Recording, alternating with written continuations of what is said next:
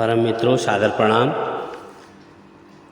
मैं आपको बहुत बहुत धन्यवाद देता हूँ कि आपने श्रीमद् भगवद गीता के चतुर्थ अध्याय में काफ़ी अपना श्रवण अन्वय और विनय करके उसका श्रवण मनन किया है, और आपको और भी अन्य अध्यायों के श्रवण मनन की इच्छा हो तो आप अन्य ब्लॉग को भी देखिए। उनमें भी श्रीमद् भगवद गीता का बहुत अच्छा श्रवण अन्वय विनय किया गया है, और आगे भी आप मुझे आशा है कि आप इसी प्रकार से देखते रहेंगे, जिससे कि मैं एक हफ्ते के 2 दिन के अंदर ही पुनः चतुर्थ अध्याय के द्वितीय सोपान को आपके प्रेरणानुसार करने जा रहा हूँ।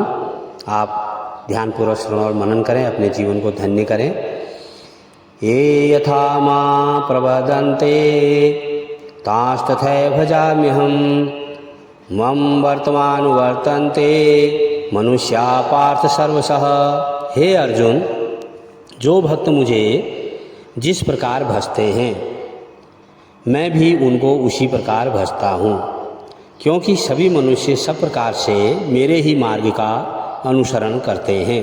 अर्थात हम भगवान का जिस प्रकार से ध्यान करते हैं, जो मनोकामनाएं करते हैं, जो इच्छाएं करते हैं, श्री कृष्ण भगवान कह रहे हैं मैं उसी के अनुसार उसको उसका फल प्रदान करता हूँ। अतः कहने का तात्पर्य यहाँ पर हम कलयुगी मनुष्य के लिए यह है कि हम भगवान से जो भी प्रार्थना करें वह शुभ करें, सबके कल्याणकारी के लिए करें, सबके उन्नति के लिए करें और सबके स्वास्थ्यवर्धक के लिए करें, तो परमपिता परमेश्वर भी हमको उसी प्रकार का आशीर्वाद देंगे।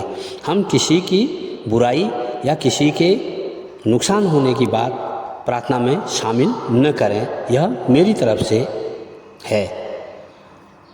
आकांक्षतः कर्मणां सिद्धिं यजन्तः इह देवता क्षिप्रं हि मानुषे लोके सिद्धिर्भवति कर्मजा।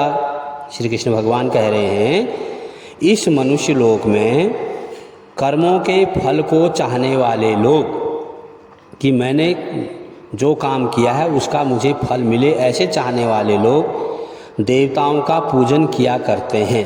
क्यों किया करते हैं? क्योंकि उनको कर्मों से उत्पन्न होने वाली सिद्धि शीघ्र मिल जाती है। अगर हम कर्म कर रहे हैं और भगवान का साथ में सकारात्मक पूजा भी कर रहे हैं अपने कल्याण के लिए, और संसार की कल्याण की बात अपनी पूजा में शामिल कर रहे हैं, तो श्री कृष्ण भगवान कह रहे हैं उनको कर्मों से उत्पन्न होने वाली सिद्धि ऐसे लोगों को शीघ्र मिल जाती है।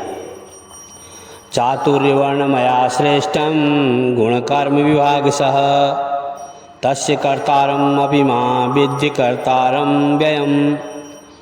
श्री कृष्ण भगवान कह रहे हैं ब्राह्मण, क्षत्रिय, वैश्य और शूद्र, इन 4 वर्णों का समूह मैंने जो बनाया हुआ है वह गुण और कर्मों के विभाग पूर्वक मेरे द्वारा रचा गया है।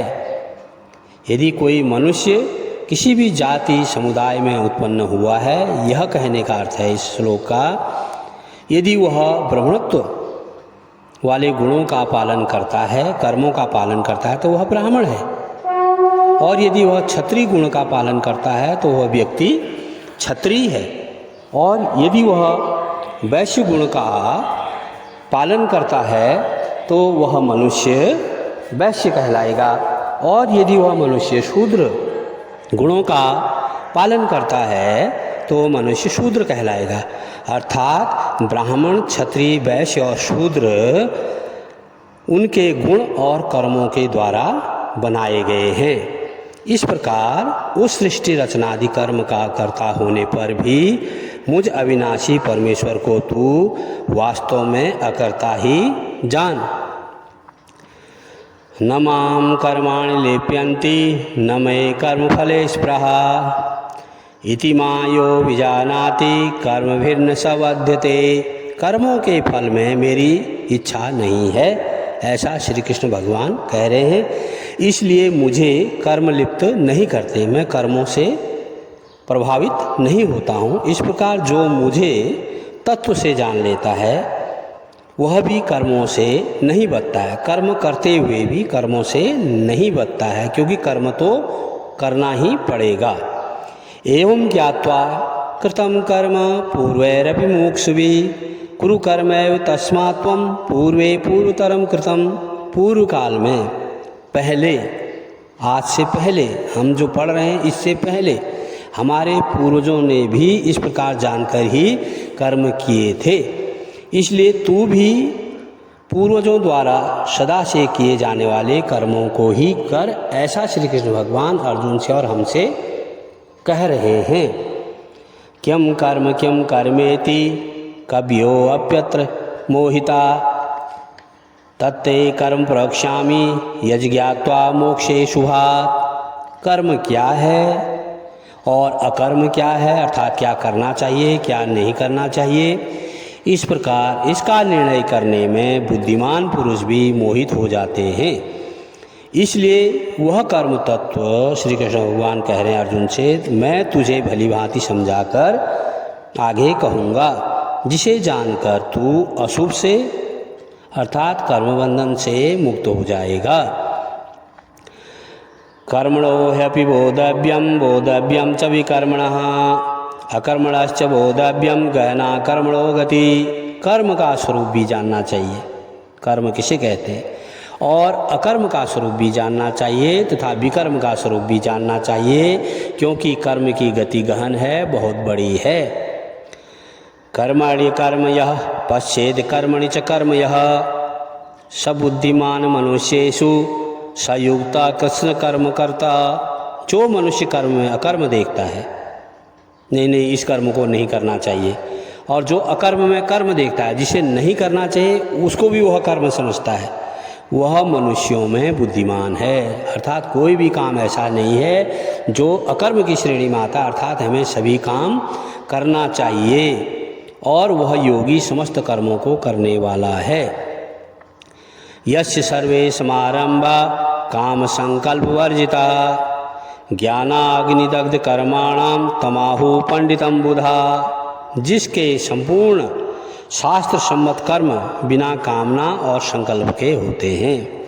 जो मनुष्य कह रहे हैं शास्त्र सम्मत क्या करना चाहिए क्या नहीं करना चाहिए, कर्म करता है ऐसे बिना कामना, उसमें कोई उसकी कामना नहीं होती है, वह अपना केवल कर्तव्य कर्म समझकर अपना संकल्प करते हुए उस कार्य को करता है। जिसके समस्त कर्म ज्ञान रूप अग्नि के द्वारा भस्म हो गए हैं, उस महापुरुष को ज्ञानी जन भी पंडित कहते हैं। त्यक्त्वा कर्म फलासंग नित्य तृप्तो निराश्रयः कर्मण्यभिप्रवृत्तोऽपि नैव किंचित करोति सः।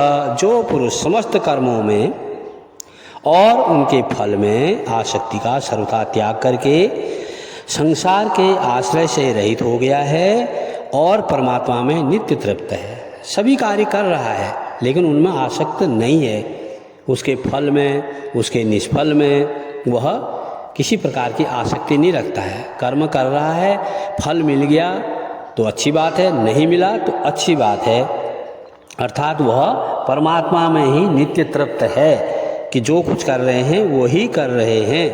वह कर्मों में भली भांति वर्तता हुआ भी वास्तव में कुछ भी नहीं करता।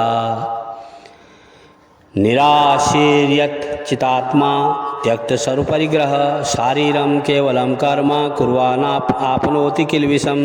शारीरम केवलम कर्म कुर्वान आपनोति किल विषम।